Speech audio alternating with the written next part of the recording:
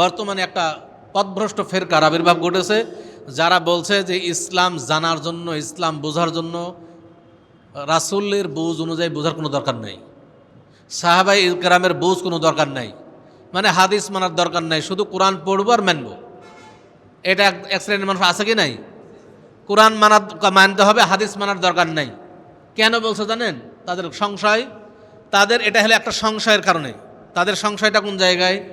তাদের সংশয় হলো যে হাদিসের মধ্যে তো সহিও আছে, জয়ীফও আছে, জালও আছে। কীভাবে বুঝবে এটা সহি হাদিস, কীভাবে বুঝবে এটা জাল হাদিস, হ্যাঁ কীভাবে বুঝবো এটা জয়ীফ হাদিস? অতএব হাদিস মানারই দরকার নেই, শুধু কোরআন মানলেই যথেষ্ট। দেখেন, একটা সংশয়ের কারণে মানুষ কুফুরি পর্যায়ে চলে যায়। হাদিস আল্লাহর ওহি, কোরআন ও আল্লাহর ওহি, হাদিস আল্লাহর ওহি। আল্লাহ বলছেন কি, ওয়ামা আতাকুমুর রাসূলু ফাখুযুহু ওয়ামা নাহাকুম আনহু ফান্তাহু। রাসূল তোমাদের নিকটে যা নিয়ে এসেছেন তা তোমরা গ্রহণ করো, রাসূল তা তোমাদেরকে যা থেকে নিষেধ করেছেন তা তোমরা বর্জন করো। এটা আল্লাহ তাআলার নির্দেশ। রাসূল যা আদেশ করেছেন মানব, নিষেধ করেছেন বর্জন করব। অতএব আমরা রাসূলের আনুগত্য আমাদের করতেই হবে। আমরা যদি হাদিসকে অস্বীকার করি তাহলে একটা ওহীকে অস্বীকার করব। আল্লাহর রাসূল সাল্লাল্লাহু আলাইহি ওয়াসাল্লাম নিজের মন গড়া কোনো কথা বলতেন কি? আল্লাহ নিজেই বলছেন, ওয়ামা ইয়ানতিকু আনিল হাওয়া ইন হুয়া ইল্লা ওয়াহিয়ুন ইউহা। নবী মুহাম্মদ সাল্লাল্লাহু আলাইহি ওয়াসাল্লাম নিজের মন গড়া কোনো কথা বলেন না। আল্লাহর ওহী প্রদত্ত কথা ব্যতীত তিনি অন্য কোনো কথা বলেন না। অতএব আল্লাহ রাসূল সাল্লাল্লাহু আলাইহি ওয়াসাল্লাম ইসলামের ব্যাপারে, দ্বীনের ব্যাপারে যত কথা বলেছেন সবগুলো আল্লাহর ওহী, সবগুলোই আল্লাহর ওহী। যেমন আল্লাহ রাসূল সাল্লাল্লাহু আলাইহি ওয়াসাল্লাম যখন মক্কা থেকে মদিনায় হিজরত করলেন, মদিনায় হিজরত করে এসে দেখলেন যে মদিনার মানুষ তাবির করছে, খেজুর গাছের তাবির, যেটা বিজ্ঞানের ভাষায় বলে পরাগায়ন করা। আমাদের এই অঞ্চলেও আগে হয়তো, এখন হয় কিনা জানি না, আগে আমাদের অঞ্চলে দেখতাম যে কাঁকরুল চাষ হয় না, কাঁকরুল, তো কাঁকরুলের পুরুষ ফুল নিয়ে এসে মেয়ে ফুলের স্পর্শ করায়, এটা করাইতো না? এখন আপনাদের করেন কিনা জানেন, কিন্তু আগে প্রতিদিন ফজরের পর দেখতাম যে আমাদের অঞ্চলে এটা করা হতো, পরাগায়ন করতো। তো এইভাবে তাবির, এটাকে বলে খেজুর গাছের, মদিনার মানুষ খেজুর গাছের পরাগায়ন করত, অর্থাৎ পুরুষ গাছের ফুল নিয়ে এসে মেয়ে গাছের ফুলের সাথে স্পর্শ করানো। রাসূল সাল্লাল্লাহু আলাইহি ওয়াসাল্লাম এসে বললেন যে তোমরা কি করছো? তো সাহাবায়ে কেরাম বললেন যে আমরা তো পরাগায়ন করছি। রাসূল সাল্লাল্লাহু আলাইহি ওয়াসাল্লাম বললেন, লাউ লাম তাফআলু লাকানা খায়রান লাকুম, যদি তোমরা এটা না করতে তাহলে মনে হয় তোমাদের জন্য ভালো হতো। সাহাবায়ে কেরাম এটা করলেন না ওই বছরে, কিন্তু ফলন কমে গেল। রাসূল সাল্লাল্লাহু আলাইহি ওয়াসাল্লামের কাছে সবাই আসলো যে আপনি তো করতে নিষেধ করলেন, কিন্তু এটা করিনি আমরা, ফলন যে কমে গেল আমাদের খেজুরের। তো রাসূল সাল্লাল্লাহু আলাইহি ওয়াসাল্লাম তখন বললেন, ইন্নামা আনা বাশারুন, নিশ্চয় আমি একজন মানুষ। ফাইদা আমারতুকুম বিশাইইন মিন আমরি দীনিকুম, অতএব আমি যদি তোমাদেরকে তোমাদের দ্বীনের ব্যাপারে, ইসলামের ব্যাপারে কোনো নির্দেশনা দেই, ফাখুযু বিহি, তাহলে অবশ্যই তোমরা সেটা গ্রহণ করবে, কারণ এটা আল্লাহর ওহী। দ্বীনের ব্যাপারে, ইসলামের ব্যাপারে যত কিছু বলবো এটা আল্লাহর ওহী, তোমরা অবশ্যই গ্রহণ করবে। ওয়াইদা আমারতুকুম বিররাই মিন আমরি দুনিয়াকুম, আর আমি তোমাদেরকে দুনিয়াবি বিষয়ে যখন আমি নিজের মত কোনো পেশ করি, নিজের মত পোষণ করি, ফা ইন্নামা আনা বাশার, তবে জেনে রাখো আমি একজন মানুষ। তোমরা চাইলে গ্রহণ করতেও পারো, আবার না চাইলে নাও গ্রহণ করতে পারো। তাহলে এই হাদিসের মাধ্যমে বোঝা যায় যে দ্বীনের ব্যাপারে, ইসলামের ব্যাপারে রাসূলের যত নির্দেশনা সবগুলো আল্লাহর ওহী। আর দুনিয়াবি ব্যাপারে রাসূল সাল্লাল্লাহু আলাইহি ওয়াসাল্লাম যা বলেছেন সেটা তার মত, এজন্য বিররাই বলছেন হাদিসে, এটা তার মত, মানুষ গ্রহণ করলে করতেও পারে, নাও করতে পারে, এটা আল্লাহর ওহী নয় দুনিয়াবি বিষয়ে। যেমন বহু ক্ষেত্রে দুনিয়াবি বিষয়ে রাসূল তার সিদ্ধান্ত পরিবর্তন করেছেন। যেমন খন্দকের যুদ্ধে পরীক্ষা খনন করার সময় বা তাবুক খাটানোর সময় তিনি এক জায়গায় বললেন, ওমর ইবনে খাত্তাব রাদিয়াল্লাহু আনহু বলছেন যে না, এটা করলে এটা আমার ক্ষতিগ্রস্ত হবে, বরং এই জায়গায় করতে হবে। রাসূল সাল্লাল্লাহু আলাইহি ওয়াসাল্লাম চিন্তা ভাবনা করলেন যে তাই তো, আমার তো মনে হয় সিদ্ধান্ত ভুল। তিনি ওমর ইবনে খাত্তাব রাদিয়াল্লাহু আনহু সিদ্ধান্ত গ্রহণ করলেন এবং পরিবর্তন করলেন সিদ্ধান্ত। এটা দুনিয়াবি বিষয়, কারণ রাসূল সাল্লাল্লাহু আলাইহি ওয়াসাল্লাম দুনিয়াবি বিষয়, এটা আল্লাহর ওহী নয়। এটা অতএব তিনি একজন মানুষ, এটা তিনি তার নিজের ভাষায় প্রকাশ করে ফেলছেন। অতএব যদি কেউ হাদিসকে অস্বীকার করে, সে একটা ওহীকে অস্বীকার করলো, আর ওহীকে অস্বীকার করা মানে সে কাফের হয়ে যাওয়া। কেউ যদি হাদিসকে অস্বীকার করে, সে স্পষ্ট কাফের হয়ে যাবে। একজন কাদিয়ানী যেমন কাফের, অনুরূপ একজন কাফের হয়ে যাবে, মুরতাদ হয়ে যাবে সে কেউ যদি হাদিসকে অস্বীকার করে। অতএব সাবধান, হাদিসকে অস্বীকার করলে ইসলামের কোনো বিধানই আপনি পালন করতে পারবেন না। যেমন উদাহরণস্বরূপ আমি বলি, আচ্ছা আল্লাহ তাআলা বলছেন ওয়ারকাউ মা'আর রাকিঈন, তোমরা রুকুকারীদের সাথে রুকু করো, আল্লাহ কোরআনে বলছেন। আচ্ছা রুকু করতে বলছেন, তা রুকু কিভাবে করতে হয় কোরআনে আছে? বলেন তো। আমি যদি বলি যে এভাবে দাঁড়ায় থাকাই রুকু, এটা যদি আমি বলি, আপনি নিষেধ করতে পারেন, কোরআন দিয়ে আমাকে বাধা দেন তো যে না, দাঁড়ায় থাকা রুকু নয়, রুকু এইভাবে, আপনি বলেন তো কোরআন দিয়ে। আমি বলবো যে দাঁড়ায়া থাকাটাই রুকু, আপনি আমাকে কোরআন দিয়ে বাধা দিবেন যে দাঁড়ায়া থাকা রুকু নয়, রুকু এইভাবে। আপনি বলেন দেখি আপনার কত এলেম আছে, আমি একটু দেখতে চাই।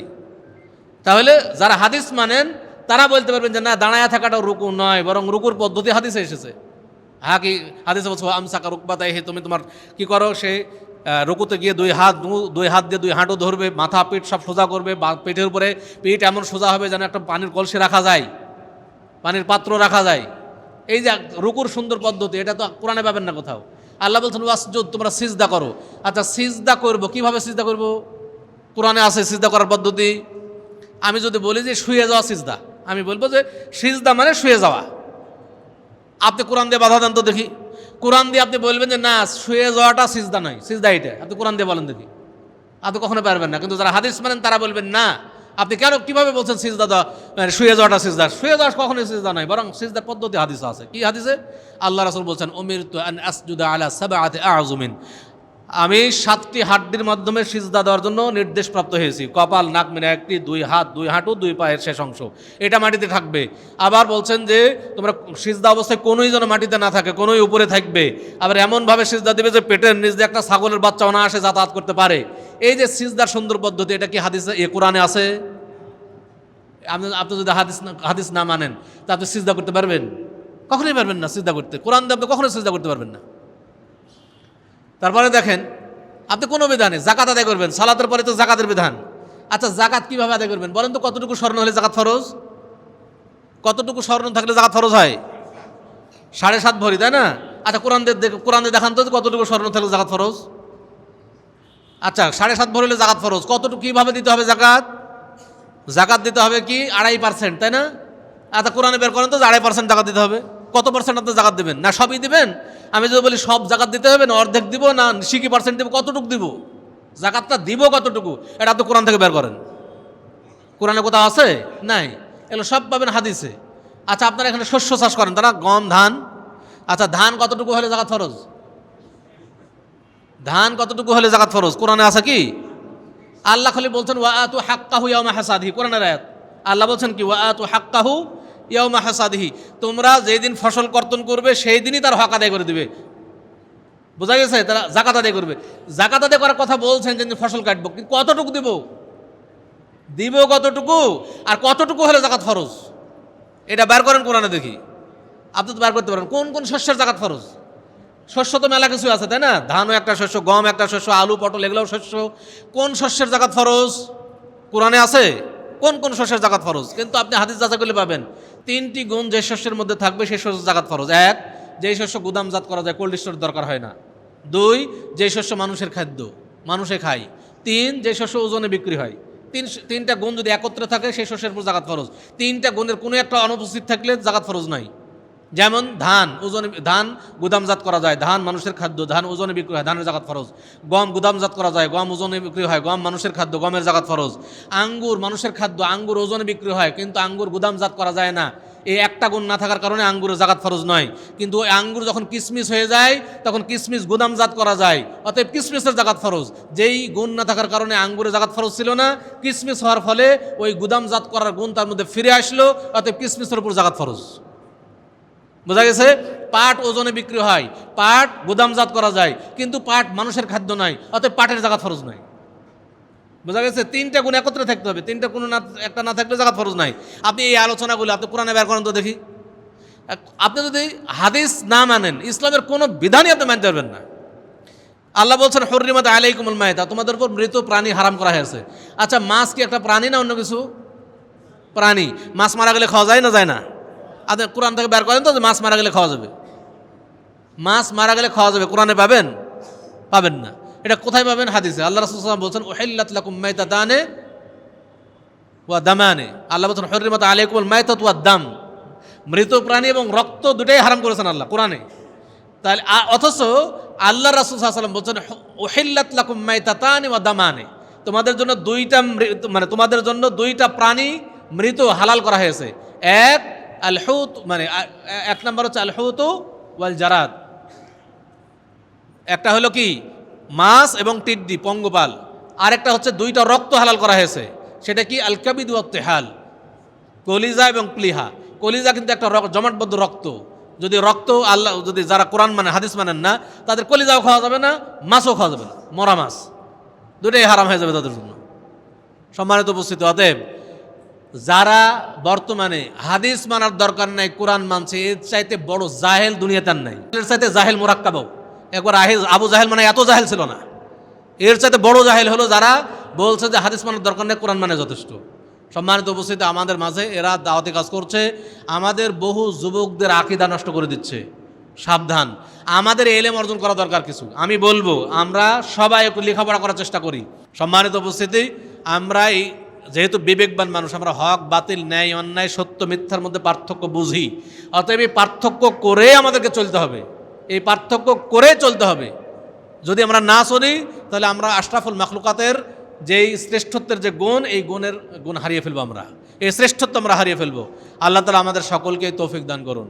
আমরা আহলে হাদিস আন্দোলন বাংলাদেশ আহলে হাদিস যুব সংঘের প্রত্যেকটা কর্মী বাহিনী সকলকে বলবো যে আমরা একটু বেশি বেশি লেখাপড়া করার চেষ্টা করি। বর্তমানে যুদ্ধ চলছে, ইলমি যুদ্ধ। আপনি যদি ইলম অর্জন না করি, আমরা ইলমি যুদ্ধে কিন্তু ফেল পড়ব।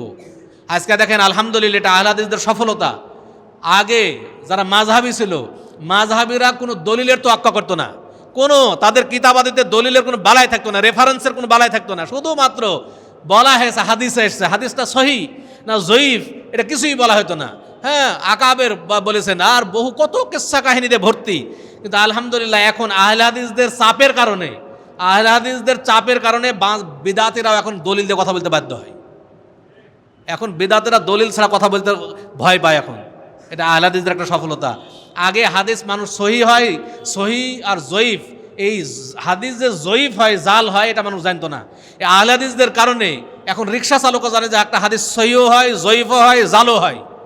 জাল জয়ীফ হাদিস আছে, একটা রিক্সা চালকও জানে। আলহামদুলিল্লাহ, এটা আহলে হাদিসদের সফলতা। আলহামদুলিল্লাহ, বহু বিদআত উঠে গেছে আহলে হাদিসদের কারণে। আলহামদুলিল্লাহ, আহলে হাদিসদের বলতে আহলে হাদিস আন্দোলন, আহলে যুব সংঘের কারণে বহু বিদআত উঠে গেছে। আলহামদুলিল্লাহ, আগে দলবদ্ধ মোনাজাত আহলে হাদিসরাই করতো ফরজ সালাতের পরে। এই মোনাজাত নিয়ে কত জায়গায় কত সংঘাত হয়েছে, মারামারি হয়েছে, রক্তপাত হয়েছে। কিন্তু আলহামদুলিল্লাহ এখন অনেক বিদআতি প্রতিষ্ঠানে মোনাজাত হয় না, তারাও বুঝে গেছে। আলহামদুলিল্লাহ, আজকে যারা হাটহাজারী মাদ্রাসায়, ওরা মানে এই বিদআত করে না। হাটহাজারী মাদ্রাসাতেও দলবদ্ধ মোনাজাত হয় না, দেওবন্দ মাদ্রাসাতেও ফরজ সালাতের পর দলবদ্ধ মোনাজাত হয় না। তাহলে আলহামদুলিল্লাহ আহলে হাদিসদের সফলতা। আল্লাহ তাআলা আমাদের সকলকেই বোঝার এবং মানার তৌফিক দান করুন, আমিন। এগুলো আজকের আলোচনা এখানে শেষ করছি। আকুলু কাওলি হাযা ওয়া আস্তাগফিরুল্লাহ লি ওয়া লাকুম লিসারিল মুসলিমিন ফাস্তাগফিরুহু ইন্নাহু হুয়াল গফুরুর রহিম। আসসালামু আলাইকুম ওয়া রাহমাতুল্লাহি ওয়া বারাকাতুহু।